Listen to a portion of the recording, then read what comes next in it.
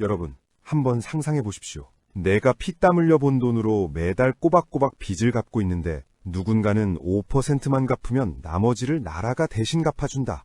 이 소식 들으면 어떤 기분이 드시겠습니까? 박수부터 나오십니까? 아니면 속에서 뭐가 끓어오르십니까?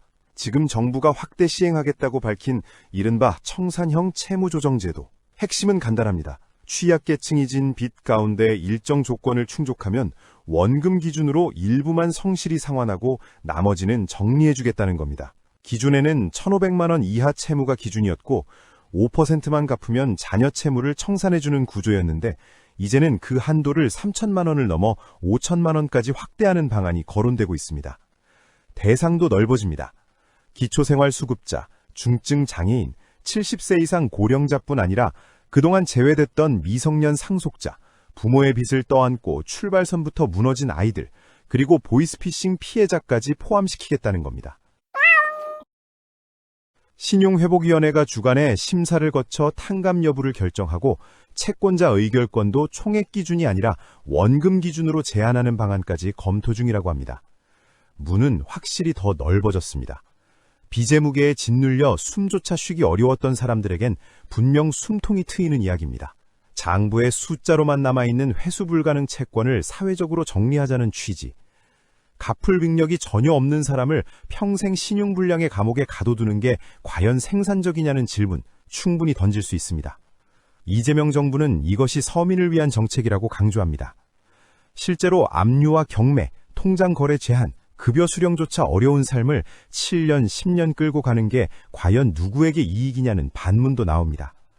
능력이 되는데 일부러 안 갚는 사람과 애초에 능력이 없어 무너진 사람을 구분해야 하지 않겠느냐는 겁니다. 그런데 여기서 불씨가 튑니다. 항상 그렇습니다. 복지라는 이름이 등장하면 그 뒤에는 어김없이 모럴 해저드라는 그림자가 따라붙습니다. 과연 이 빚이 건전한 빚이냐는 겁니다. 생계형이냐 아니면 사행성 오락빚이냐, 도박으로 날린 돈까지 결국 국민 세금으로 메워주는 것 아니냐는 비판이 나옵니다. 명목상으로는 사행성 채무는 제외라고 하지만 현실은 그렇게 깔끔하지 않습니다. 일반 신용대출을 받아서 도박에 탕진했는지, 투자에 실패했는지, 생활비로 썼는지 심사 과정에서 100% 가려낼 수 있느냐는 겁니다. 국정감사에서도 이 지점이 도마에 울었습니다. 서류상으로는 평범한 신용대출입니다. 그 돈이 어디로 흘러갔는지 완벽하게 추적하는 건 사실상 불가능하다는 지적이 이어졌습니다. 야당은 그걸 어떻게 구분하느냐고 묻고 정부와 여당은 가능한 범위 내에서 최대한 가려내겠다고 답합니다. 하지만 최대한과 완벽하게 사이에는 언제나 틈이 있습니다. 그 틈이 바로 논란의 통로가 됩니다. 더구나 채무 일괄 탕감의 부담은 결국 세금으로 충당되는 것 아니냐는 질문도 피할 수 없습니다. 국민이 진 빚을 나라가 대신 갚아준다. 취지 자체는 따뜻하게 들리지만 그 재원은 어디서 오느냐는 겁니다. 성실하게 상환해온 사람들 입장에서는 허탈감이 밀려옵니다.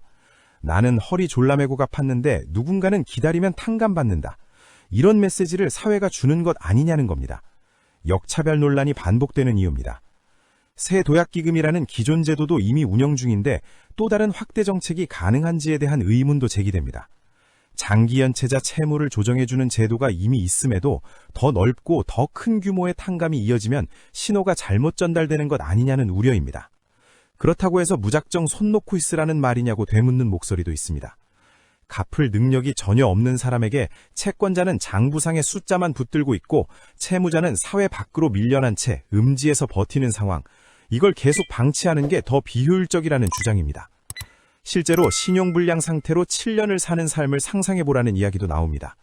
통장 압류, 월급 차압, 은행 거래 불가, 정상적인 경제활동 자체가 봉쇄된 상태에서 재기 가능성이 얼마나 되겠느냐는 겁니다.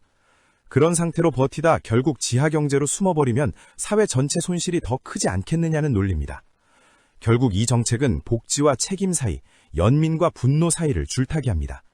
한쪽에서는 마지막 사다리를 내려주는 일이라고 말하고 다른 한쪽에서는 성실한 사람을 바보로 만드는 정책이라고 외칩니다.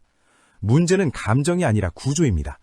기준을 얼마나 명확히 설정하느냐, 심사를 얼마나 투명하게 하느냐, 사행성 채무를 어떻게 걸러내느냐, 그리고 성실 상환자에 대한 보완책을 어떻게 마련하느냐, 이 네 가지가 흔들리면 정책은 곧바로 불신의 먹잇감이 됩니다. 가랑비에 옷 젖는다는 말처럼 작은 완화가 반복되다 보면 사회 전체의 채무인식이 흐려질 수 있다는 우려도 나옵니다.